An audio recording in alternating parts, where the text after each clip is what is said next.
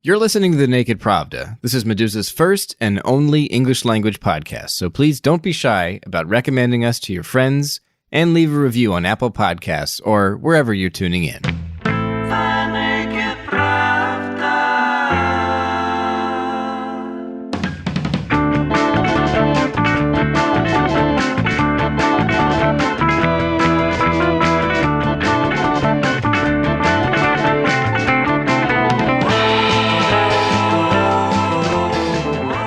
Welcome to The Naked Pravda, folks. It's Friday, May 8th, and I am your host, Kevin Rotrok, the managing editor of Meduza's English language edition.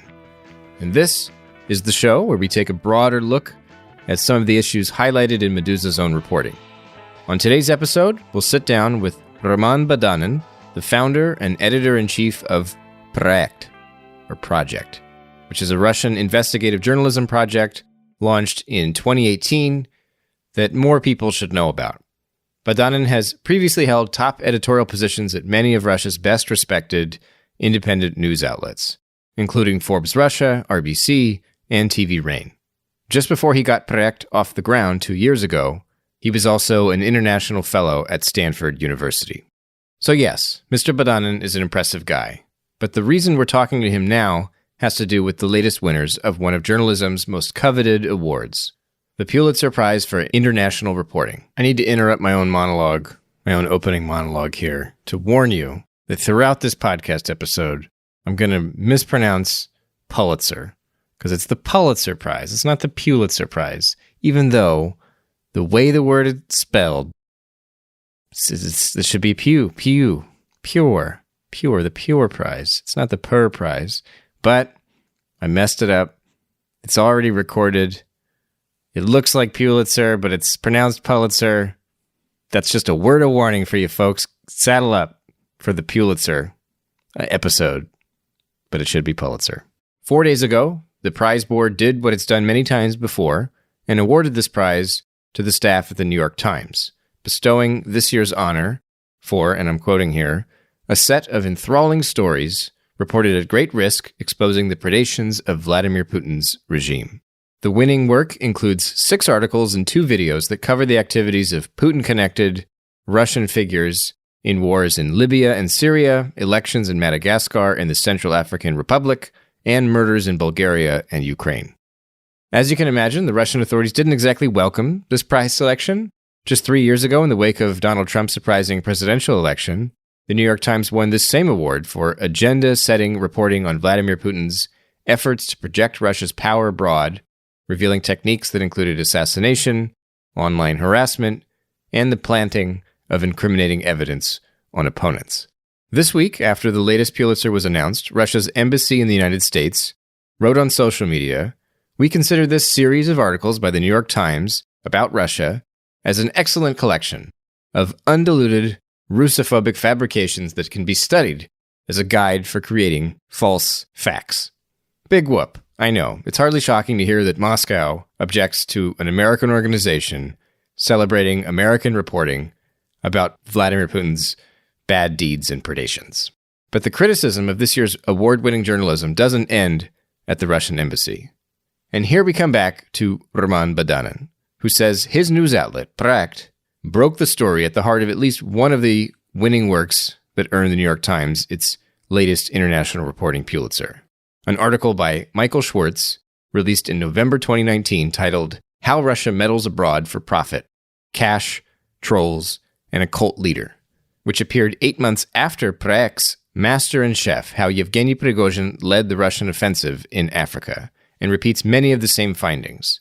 Both reports chronicle the same events, Madagascar's 2018 presidential election and Russians' role in the campaign, and both articles also describe many of the same circumstances and characters, like the Russian political strategist whose support shifted during the race, and even the nickname they gave the incumbent president, who ended up losing his re-election bid by a landslide. Their report about Madagascar from November 2019 repeats all the main and even secondary conclusions from our reporting about Madagascar and Africa generally between March and April last year, Badanin told Meduza. He clarifies, however, that he is not accusing the journalists at the New York Times of plagiarism. It's totally not a question of plagiarism. It's the question of, I would say, policy of hyperlinks and quotations, which is used in the New York Times newsroom. That's Романом Баданиным. He says he's really only interested in getting a little recognition for his team of journalists who broke a story in March 2019 that the New York Times then covered as an exclusive in November of that year. Badanin acknowledges that the New York Times did its own fieldwork and its own reporting for this story, but he questions the editorial decision not to acknowledge Projekt's earlier work. For me, he told Meduza, the main issue is something else. Nowhere in this story did they acknowledge that we'd already reported on this topic. Either they were unaware of our work, which would be a professional issue, or they didn't want to devalue their own work with links to some small media outlet in Russia, in which case this is an ethical problem. In my world, this fact deserves to be marked, at least hyperlinked. That's my position. You know, I'm a journalist with almost 20 years of experience. Reading Michael's story on Madagascar, I saw that he made this road by himself. I mean, he met with the sources, he traveled to Madagascar, he found some documents on behalf of Dossier Center, but anyway, he did this job. And well, in terms of journalism, he made excellent job. But there is one nuance.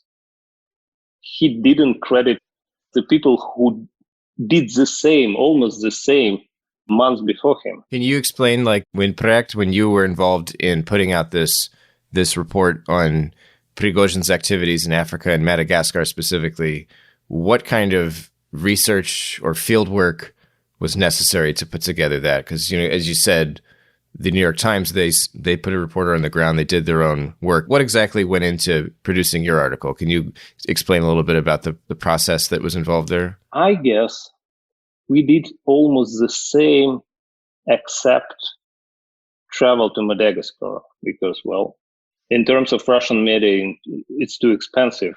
And at that moment, it didn't look like something necessary, because we found all the Prigozhin operatives who worked there, we found them in Russia and talked to them. So this story started, I don't remember exactly. Michael, for example, remembers when he started his excavations. I don't remember the particular date when we started this story. Like, it was 3 months before publication day, maybe. It was last winter. At that moment, I met with the close source of us in St. Petersburg, and he told me a very funny phrase. Look, man, he said, here in St. Petersburg, we have a big bunch of spin doctors, and we call them Africans, which means that these guys, they worked for Prigozhin in different countries of Africa. And he named, I don't remember in particular, like 2 guys who worked in Madagascar. And that was the starting point for us. Starting from this moment, first what we did, we searched through their social media accounts and found a lot of interesting things, because, well, I don't know what was the reason behind that. Maybe it's all because of their stupidity, but some of them openly posted some reports from Africa in their social media. And starting with that, we found a lot of facts about their presence in Madagascar. One of the things that struck me is the differences between Projekt's report and the New York Times report is that the tone seemed to be very different. Now, they both catalog the kind of the business objectives and a lot of the sort of incompetence of the actual spin doctors or strategists that were sent to Madagascar. But the tone of the New York Times reporting, at least certainly the way the subject is introduced, it sounds a lot more sinister. And the Pulitzer Prize itself was awarded for what they said was a set of enthralling stories reported at great risk, exposing the predations of Vladimir Putin's regime.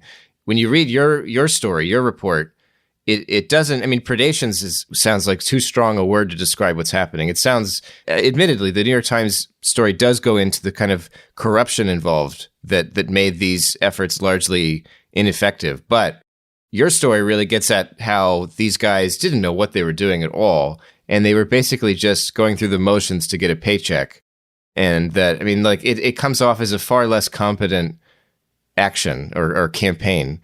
Can you explain why do you think it is that, or maybe it's, you know, I can't ask you to explain why the New York Times came to the conclusions that it did, but why did you, when looking over this information, decide how did you decide on a narrative that was kind of more comical than sinister? Because we are trying to base on facts. So, first, you are completely right. It's the biggest and the deepest difference between Russian journalistic approach to Prigozhin activity and American one. I saw the same in different stories, all the same with the presumable interference of Prigozhin in American presidential campaign. Second, we really thought that Prigozhin activity in Africa is important, but based on facts, we can see that in many cases, it looks like fictional campaign, I would say, because all the operatives who were hired by Prigozhin, or maybe not all of them, but a big majority of them, they're non-professional in terms of African political reality and in terms of American political reality as well, in other cases. So we were trying to follow the facts. If we established that the guy who was the main person responsible for political consultancy in Madagascar previously worked in, I don't remember now, in Donetsk as a small spin doctor there, we cannot say that his role in Madagascar was vital, was important. So that's why we were trying to base our conclusions on facts. And the fact is that Prigozhin is a dangerous man, but he's not, he's not a biggest strategist we met. Do you think he's more dangerous to non-Russians or to Russians? Of course, to Russians. Because I think that's an irony that's lost on a lot of Americans, that Prigozhin is a very politically active person around the world and at home. But when it comes to where he's actually dangerous to people, it's probably inside Russia more than anywhere. The people that he's had intimidated or even killed, maybe, we have one fact we need to remember. Prigozhin is a guy who has his own 10 million people city, St. Petersburg. He can do there whatever he wants. That's the truth. Just imagine his,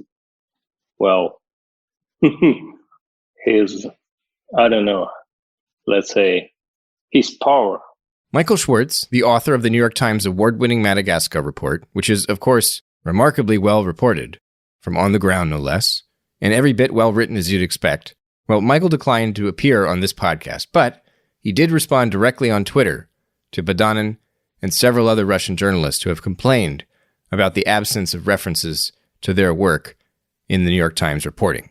Tweeting in Russian, Schwartz said he's never once used information published by Proект or any other outlet without mentioning them or linking to them.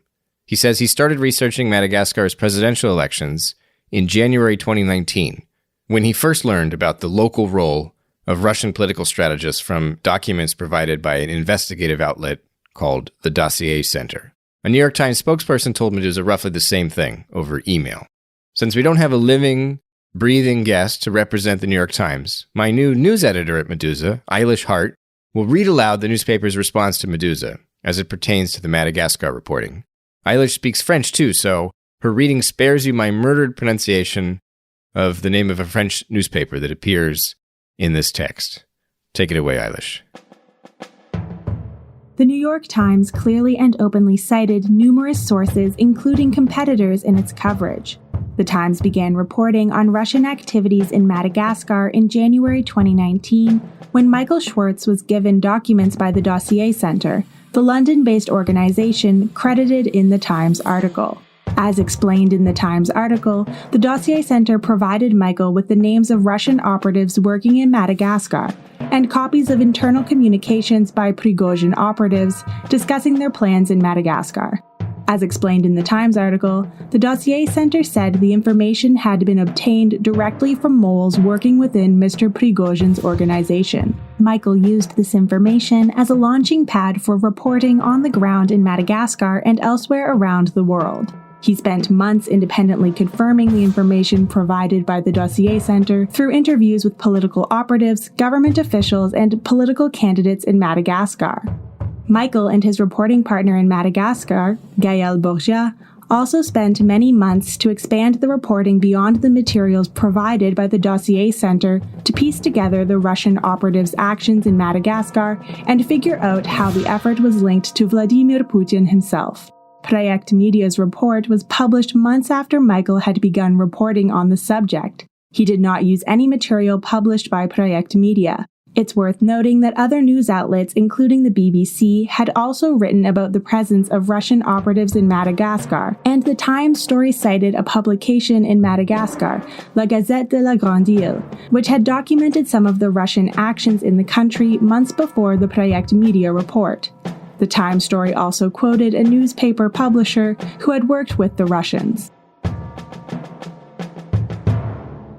Now, as I mentioned at the outset of today's show, this isn't the first time Russian investigative journalists have taken issue with the New York Times prize-winning reporting on Russia. 3 years ago, the New York Times also won the Pulitzer Prize for international reporting. Like today, the Times faced allegations from the Russian media. In this case, Meduza, it so happens, that Russian investigative journalists first broke the stories that later attracted American reporters' attention. One of the winning works from 2016, written by New York Times Moscow correspondent Andrew Kramer, and titled How Russia Recruited Elite Hackers for Its Cyber War, largely repeated the content found in 2 articles written earlier by Meduza special correspondent Daniil Turovsky. The Times cited one of these stories in its text.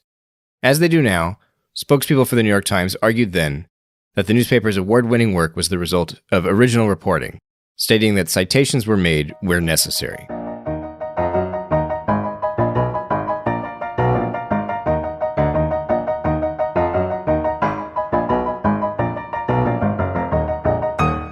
What would you say about the state of investigative journalism in Russia today? There's obviously your project, Proект. Meduza does some too, I'll say. What are some other outlets that you would say are doing good work, and how does it compare to work, for instance, in the United States? Because a lot of the people listening to this are going to be American. They might, for the very first time, be hearing that there are investigative journalists in Russia. What would you tell an American who's surprised to hear about investigative journalism in Russia? How would you explain its existence and who's doing the best work? Well, the most surprising thing I can share with you that all of a sudden, right now, there is a good situation in Russia for investigative journalism. All of a sudden, again, I call it new samizdat. Of course, you know what samizdat is. It's the very interesting phenomenon of late Soviet Union when thousands of people across country rewrote, republished, and distributed prohibited literature, prohibited journalistic works, prohibited music, and so on. All the same we have right away in Russia. What I mean, look, a few years ago, there were a lot of big media organizations in Russia. Some of them were state-run, Some of them were private. Some of them were even foreign. Then the situation changed. We have no foreigners in Russian media, no more. And we have no good private players as well. But at the same time, a big bunch of new, really tiny media organizations appeared at the same time. That's why I feel myself like, a little bit optimistic about that. Even having such a small niche media can produce, I would say, at least competitive content with what is produced in massive newsrooms in New York, for example.